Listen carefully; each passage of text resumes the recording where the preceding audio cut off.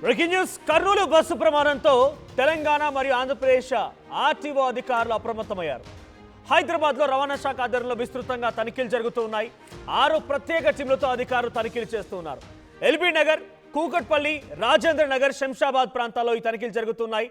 నిబంధనలు, భద్రతా ప్రమాణాలు పాటించినటువంటి ప్రైవేట్ ట్రావెల్స్ బస్సు యాజమాన్యాలపైన చర్యలకు కూడా తీసుకుంటున్నారు. మనం విజువల్లో చూస్తున్నాం. ఎల్బీ నగర్ ప్రాంతంలో, రాజేంద్ర నగర్ ప్రాంతంలో, కూకట్పల్లి, ఈ శంషాబాద్ ఈ ప్రాంతాల్లో తనిఖీలు జరుగుతున్నాయి. ఈ తనిఖీలేదో ముందుగా జరిగి ఉంటే ఈ ప్రమాదమే జరిగేది కాదు. ఈ తనిఖీలేదో ముందస్తుగానే జరిగి ఉంటే, ఇంత అప్రమత్తమైన అధికారులు ముందుగానే అప్రమత్తమై ఉంటే ఈ ప్రమాదమే జరిగేది కాదు. ఈ నిబంధనల ఉల్లంఘన గురించి ముందుగానే ఆలోచించి ఉంటే ఈ ప్రమాదం జరిగేదే కాదు. ఈ నిబంధనలు పాటించకపోవడం, మరీ ముఖ్యంగా భద్రతా ప్రమాణాల విషయంలో ఎమర్జెన్సీ డోర్ కనుక నిన్న బస్సు ప్రమాదాలు కనుక ఓపెన్ అయి ఉంటే చాలా ప్రాణాలు బయటపడేవి.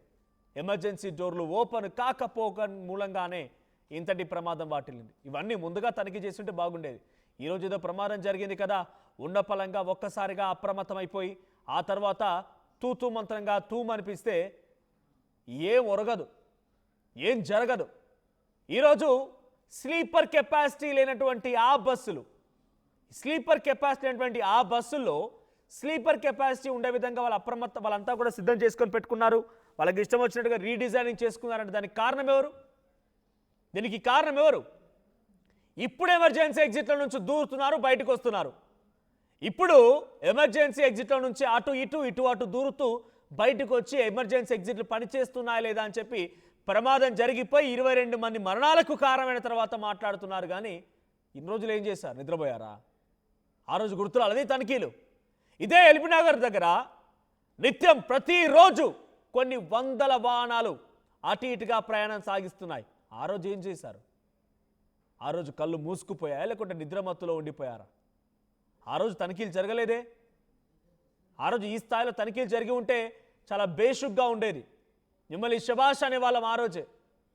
తనిఖీలు జరిపిస్తున్నారని చెప్పానంటే మిమ్మల్ని చాలా పెద్ద ఎత్తున ఈ రోజున ఈ సందర్భంలో విమర్శిస్తున్నారు. కానీ ఆ రోజు తనిఖీలు చేసి ఉంటే వాళ్ళందరూ కూడా ప్రశంసల్లో ముంచెత్తేవారు, ప్రశంసల వర్షం కురిపించేవారు. ఈ రోజు గుర్తుకొచ్చిందా? ఒక 22 ఏళ్ల అనూష, యాదాద్రి భువనగిరి జిల్లాకు సంబంధించిన అమ్మాయి సాఫ్ట్వేర్ ఉద్యోగం కోసమని బెంగళూరుకి తిరుగు ప్రయాణం అవుతూ ఉండగా ఆ అమ్మాయి సజీవ దహనం అయిపోయిన తర్వాత ఈరోజు గుర్తుకొచ్చింది. దాత్రి అనేటువంటి ఒక అమ్మాయి పెదనాన్న ఇంటికి వచ్చి దీపావళి పండుగ జరుపుకొని ఆ తర్వాత తిరుగు ప్రయాణం అవుతూ ఉంటే నిన్న మార్గ మధ్యలో కర్నూలులో అగ్ని ప్రమాదం జరిగిన తర్వాత సజీవ దహనం అయిన తర్వాత ఈరోజు గుర్తుకొచ్చిందా? L14 అండ్ L15 చందన మరియు సంధ్యారాణి తల్లి కూతురు ఇద్దరు కూడా ఈ బస్సులో ప్రయాణిస్తూ సజీవ దహనమైన తర్వాత ఈరోజు ఆమెకు గుర్తుకొచ్చింది. రమేష్ తన కుటుంబం మొత్తం కూడా, ఒకే కుటుంబానికి సంబంధించిన వారంతా కూడా సజీవంగా దహనమైపోయిన తర్వాత ఈరోజు ఆమెకు గుర్తుకొచ్చింది. ఇలా 1 కాదు 2 కాదు, నేను చాలా పేర్లు చెప్తాను, ఇంకా చాలా ఉన్నాయి. దీంట్లో దాత్రి అనే అమ్మాయి, యువన్ శంకర్ రాజ్ అనేటువంటి ఒక వ్యక్తి, తర్వాత తరుణ్ అనేటువంటి ఒక యువకుడు, గిరిరావ్ అనేటువంటి ఒక వ్యక్తి, ఆ తర్వాత బేబీ, కిషోర్ కుమార్, వీళ్ళంతా సజీవంగా దహనమైపోయి కనీసం వారి కుటుంబాలకు కూడా చివరు చూపు నోచుకున్నటువంటి ఆ మృతదేహాలు, ఆ ఎముకలు, ఆ మనుషులు మొత్తం బూడిదైన తర్వాత ఈరోజు ఆమెకు తనిఖీలు గుర్తుకొచ్చింది. ఇప్పటికైనా మీ యొక్క తప్పిదాన్ని ఒప్పుకొని ఇకపైన ఇటువంటి ఎలా పడితే అలా ఎడామడ ఇష్టం వచ్చినట్టుగా తిరిగేటువంటి వాహనాలను నియంత్రించండి. స్లీపర్ కెపాసిటీ లేని బస్సులు ఏంటి, రీడిజైనింగ్ చేసుకున్న తర్వాత ఇష్టం వచ్చినట్టుగా మీకు జేబులు తడిపి వాళ్ళు బస్సులు కొనసాగిస్తున్నారు. నిన్న ఓ తల్లి జయసూర్య అని చెప్పి కూకట్పల్లి నుంచి ఒక యువకుడు, 23 ఏళ్ల యువకుడు బెంగళూరులో తనకి ఇంటర్వ్యూ ఉందని చెప్పి బయలుదేరిపోయాడట. దురదృష్టవశాత్తు ఆయనకి కాళ్ళు విరిగిపోయాయి, కానీ బయటపడిపోయాడు, ప్రాణాలతో బయటపడ్డాడు. కాళ్ళకి ఫ్రాక్చర్ అయిందట. ఆ తల్లి ఓ మాట మాట్లాడింది, సామాన్యులం కదా, మాకేం పోతే ఏంటని చెప్పి మేము బస్సులో ప్రయాణిస్తుంటే కనీసం మీరు భద్రతా ప్రమాణాలు పాటించేటువంటి చర్యలు కూడా తీసుకోలేదు కదా సార్, దయచేసి మీ అందరికీ నమస్కరిస్తున్నానని చెప్పి చేతులు జోడించి దండం పెట్టి మరి అడిగింది, ఇకపై సరిగా చేయమని చెప్పి. ఆ తల్లి ఆవేదన గుర్తుపెట్టండి. ఆ తల్లి ఆవేదనకు పరిష్కార మార్గాన్ని చూపించండి. 23 ఏళ్ల కుమారుడు ఆ బస్సు ప్రమాదం నుంచి అదృష్టవశాత్తు బయటపడిపోయాడు. కానీ కొంత ఆయన కాళ్ళకు దెబ్బలు తగిలి ఫ్రాక్చర్ కూడా అయినట్టుగా తల్లిదండ్రులు చెప్తున్నారు. 2 కాళ్ళు ఫ్రాక్చర్లు అయ్యాయి అంటున్నారు. కానీ సేఫ్గా ఆ తల్లిదండ్రులకి ప్రాణాలు మిగిలాయి, ఆ బాబు ప్రాణాలు మిగిలాయి. లేదంటే ఆ బాబు పరిస్థితి ఏంటంటే తల్లిదండ్రుల పరిస్థితి. అనూష తల్లిదండ్రులకు సమాధానం చెప్పండి. ఒక చందన మరియు సంధ్యారాణి కుటుంబీకులకు సమాధానం చెప్పండి. దాత్రి కుటుంబీకులకు సమాధానం చెప్పండి. ఇలా 1 కాదు 2 కాదు చాలామంది కూడా ఈరోజు మీ వైపు ఏళ్ళు చూపిస్తున్నారు. ఈరోజు ఏదో తూతు మంత్రంగా తనిఖీలు చేసి వదిలేస్తే సరిపోదు. ప్రస్తుతానికి తనిఖీలు జరుగుతున్నాయి కదా అని చెప్పి మళ్ళీ భేషణాలా ఎట్టి పరిస్థితుల్లో కుదరదు. ఇటువంటి ప్రమాదం ఇంకొకటి జరగనప్పుడే మీరు సరిగ్గా పనిచేసినప్పుడు. ఇటువంటి ప్రమాదం మళ్ళీ ఇంకొకటి జరగకూడదంటే మీరు సరిగ్గా పనిచేయాల్సిందే. సో ఇప్పుడు మీరు చూడండి, ఎక్కడికక్కడ మీకు విజువల్లో చూపిస్తున్నాం ఎక్స్క్లూజివ్గా ఆర్టీవీలో. ఎల్బీ నగర్లో, రాజేంద్ర నగర్లో, శంషాబాద్ దగ్గర, కూకట్పల్లి దగ్గర అర్ధరాత్రి నుంచి సమయం నుంచే ఇప్పుడు తనిఖీలు జరుగుతున్నాయి. ఇప్పుడు ఫైర్ ఎక్స్టింగ్విషర్లు గుర్తొస్తున్నాయి. ఇప్పుడు ఎమర్జెన్సీ ఎగ్జిట్లు ఓపెన్ అయ్యాలేదని ఇప్పుడు గుర్తుకొస్తున్నాయి. ఇది ముందుగానే జరిగి ఉంటే ఇంతటి ప్రమాదం వాటిల్లేదే కాదు, ఇంతటి దారుణమైనటువంటి సంఘటనలో చాలామంది ప్రాణాలు కోల్పోయేవారే కాదు. సో ప్రస్తుతం ప్రతినిధి పెట్రిషియా సిద్ధంగా ఉన్న పెట్రిషియా, సో అధికారులు ఇప్పుడు తనిఖీలు చేస్తున్నారు. గతంలో ఎన్నడూ కూడా ఈ స్థాయిలో తనిఖీలు జరిగిన ఘటనలు లేవు. పండగలు వచ్చినా ఇంకేదైనా జరిగినా డెఫినెట్గా రోడ్లపై నిల్చొని కొన్ని తనిఖీలు తూతూ మంత్రంగా, ఈ ప్రైవేట్ ట్రావెల్స్ కూడా కాదు, ఓన్ వెహికల్స్లో కార్లో వెళ్ళే వారిపై తనిఖీలు చేసి ఏదో ఒక కారణం చేత వాళ్ళపై ఫైన్లు జులిపించి డబ్బులు వసూలు చేయడం తప్ప ఇంత సీరియస్గా ప్రైవేట్ ట్రావెల్స్ పైన తనిఖీలు చేసే సందర్భాల్లో ఇప్పుడు తనిఖీలు చేస్తున్నారు. సో ఎటువంటి అంశాలు బయటపడుతున్నాయి, ఏ విధంగా వారి యొక్క తప్పిదాలను బయటికి వెలికి చూస్తున్నారు అధికారులు?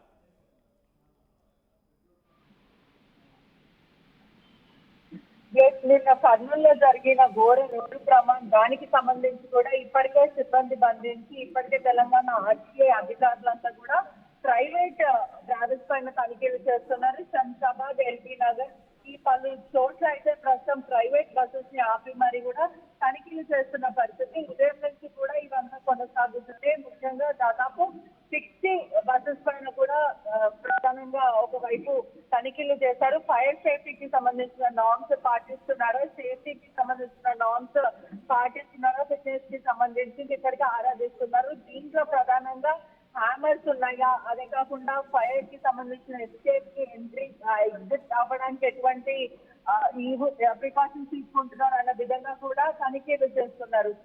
శంషాబాద్ నుంచి హైదరాబాద్ వెళ్తున్న బస్సెస్ ఏవైతే ఉన్నాయో అవన్నీ ఆపడము, ప్రత్యేక బృందాలతో కూడా తనిఖీలు చేస్తూ మరోవైపు చర్యలు చేపడుతున్నారు. నిన్న జరిగిన ఘటనకి ఇప్పటికే అగ్నికి ఆహుతి అయిపోయింది. దాదాపు 19 మంది కూడా సజీవ దహనం అయ్యారు.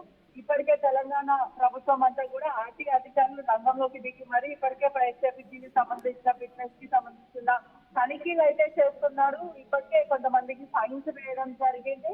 కొన్ని బస్సెస్ కూడా ఖచ్చితంగా సీజ్ చేస్తామంటూ కూడా ఆర్టీఏ అధికారులు అయితే చెప్పుకుంటూ వస్తున్నారు. మరోవైపు కొంతమందికి కూడా ఎక్స్ప్లెనేషన్ ఇస్తున్న పరిస్థితి కనిపిస్తుంది. అంటే ఎక్కడెక్కడ హ్యామర్స్ ఉండాలి, మరోవైపు ఎంత డోర్ కి ఎంత డిస్టెన్స్ ఉండాలి, విండోస్ ఒకవేళ ఇటువంటి ఫైర్ ప్రాబ్లమ్స్ వస్తే ఎలా ఎస్కేప్ అయిపోవాలి, ఇవంతా కూడా బ్రీఫ్ గా ఎక్స్ప్లెయిన్ చేస్తున్న సిచ్యువేషన్.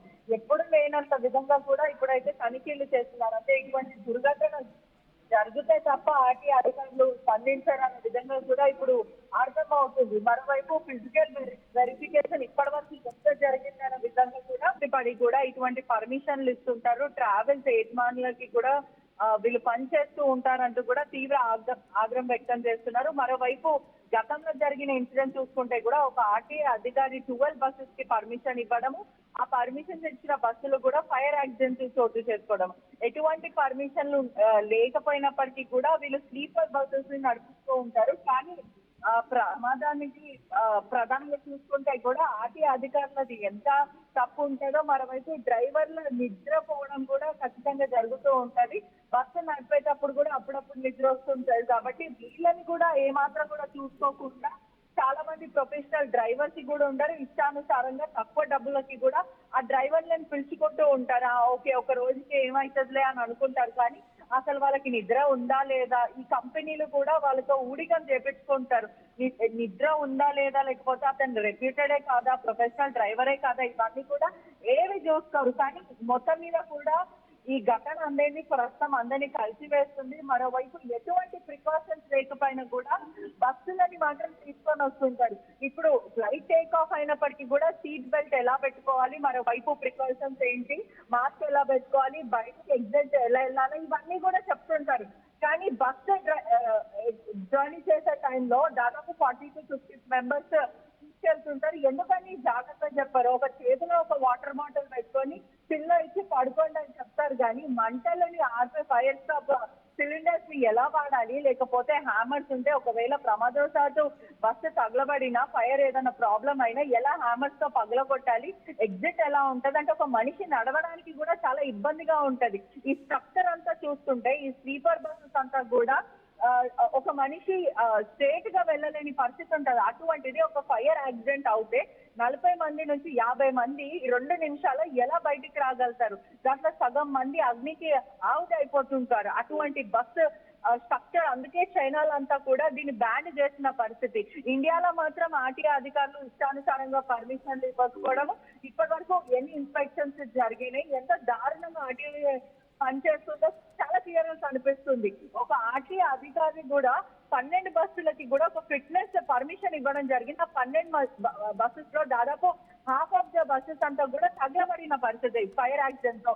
ఇటువంటి ఆర్టీఏ ఆఫీసర్స్ కానీ ఇప్పటికే ఆర్టీఏ ఆఫీస్ పైన కూడా ఎటువంటి ఎంక్వైరీ కూడా జరగలేదని క్లియర్ గా తెలుస్తుంది. అంటే వ్యవస్థ పైన కూడా ఎలా ఫంక్షన్ అవుతుందో కూడా ప్రధానంగా తెలుస్తుంది. మోరోవర్ ఇప్పుడు ఇటువంటి దుర్ఘటనలు జరిగితే తప్ప ఈ ఆర్టీఏ ఆఫీస్ విభాగం అంతా కూడా స్పందించలేని పరిస్థితి అయితే జరుగుతుంది. మరోవైపు అనేక అవినీతిగా మారిపోయిందని కూడా పూర్తిగా అయితే తెలుస్తుంది. ఈ మధ్య స్లీపర్ ప్రయాణం చూసుకుంటే కూడా చాలా ఫైర్ యాక్సిడెంట్స్ అయినాయి. మరోవైపు AIS 11 గైడెన్స్ కూడా పాటించట్లేదు. 12 మీటర్ వరకు పొడుగుండే బస్సులు దాదాపు 4 ఎమర్జెన్సీ ఎగ్జిట్స్ ఉండాలి. ఒకవేళ 12 మీటర్స్ దాటితే 5 మీటర్స్ వరకు కూడా 5 ఎగ్జిట్స్ ఉండాలని కూడా తెలుస్తుంది. కానీ ఒక్క బస్సును కూడా సీట్ చేయని పరిస్థితి. మన వైపు ప్రయాణికులందరికీ కూడా ఎస్కేప్ అవ్వడానికి కూడా ఈ ఎగ్జిట్స్ అంతా కూడా అందుబాటులో ఉండాలి. కానీ ఒక్కొక్క బస్సులో ఒక్క ఎగ్జిట్ కూడా సరిగా పనిచేయలేని పరిస్థితి అయితే ఉంది. మోర్ ఓవర్ ఇటువంటి ఘటనల పైన కూడా ఆర్టీఏ అధికారులు మేము స్పందిస్తున్నాము, మేము తనిఖీలు చేస్తున్నాము అని చెప్తున్నారు. కానీ ఏమాత్రము వీళ్ళు కరెక్ట్ గా వర్క్ చేస్తున్నారు అన్నదానికి కూడా మనం చెప్పలేని పరిస్థితి. ఎగ్జిట్స్ సరిగ్గా ఉండవు, మరోవైపు హామర్స్ ఉండరు, ఫైర్ సేఫ్టీకి ఉండదు. ఈ కంట్రోల్ బస్సు ప్రమాదంలో దాదాపు 19 మంది చనిపోయారంటే ఎంత బాధాకరమైన విషయమో. అవినీతికి అధికారులందరూ రుచి మరిగిరని కరెక్ట్ గా అయితే చెప్పాల్సిన అవసరం అయితే ప్రస్తుతం వస్తుంది. Right, thank you Patricia. So మొత్తంగా ఇది ఒకటే కాదు, ఆర్టీఓ అధికారులు చేయాల్సిన పనులు ఇంకా చాలానే ఉన్నాయి. హైవేల దగ్గర సర్వీస్ రోడ్లు ఉండాలి. పూర్తిగా ఒక టౌన్లోకో లేకపోతే ఒక మండల్ కేంద్రంలోకో లేకపోతే ఇంకేదైనా ప్రాంతంలోకి వన్స్ బస్సు ఎంట్రీ ఇచ్చిందనంటే చాలా వేగంగా వచ్చే బస్సులో నుంచి రోడ్డు మధ్యలో నుంచి వాహనాలు వెళ్తూ ఉంటాయి.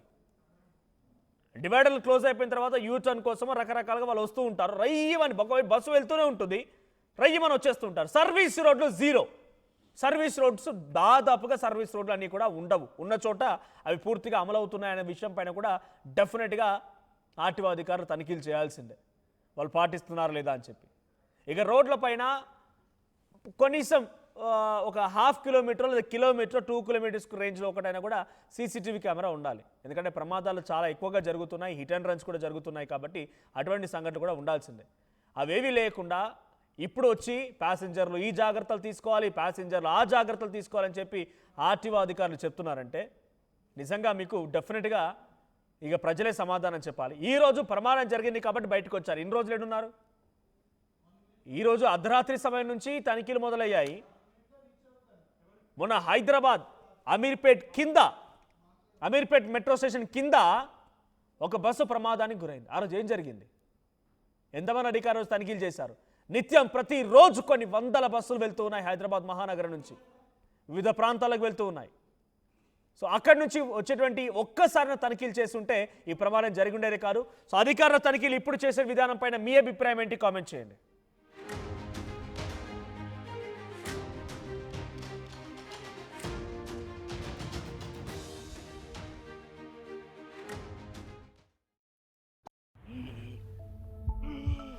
ఏమైంది అంకుల్? పవర్ బిల్లు చేపకు చెల్లు హై బీపీ బయ్యి నేను తెల్లు పెట్టుకొని బిల్లు బీపీ అంటావేంటి అంకుల్? ఇల్లు అమ్ముకొని బిల్లు కట్టమంటావా? ఇంటి పైకప్పు నమ్ముకోమంటున్నాను. ట్రూజాన్ సోలార్ సిస్టమ్ ఇన్స్టాల్ చేసుకోండి, ఫ్రీ ఎలక్ట్రిసిటీ జనరేట్ చేసుకోండి. ఇది చెప్తే లో బీపీ వచ్చి పోతారేమో.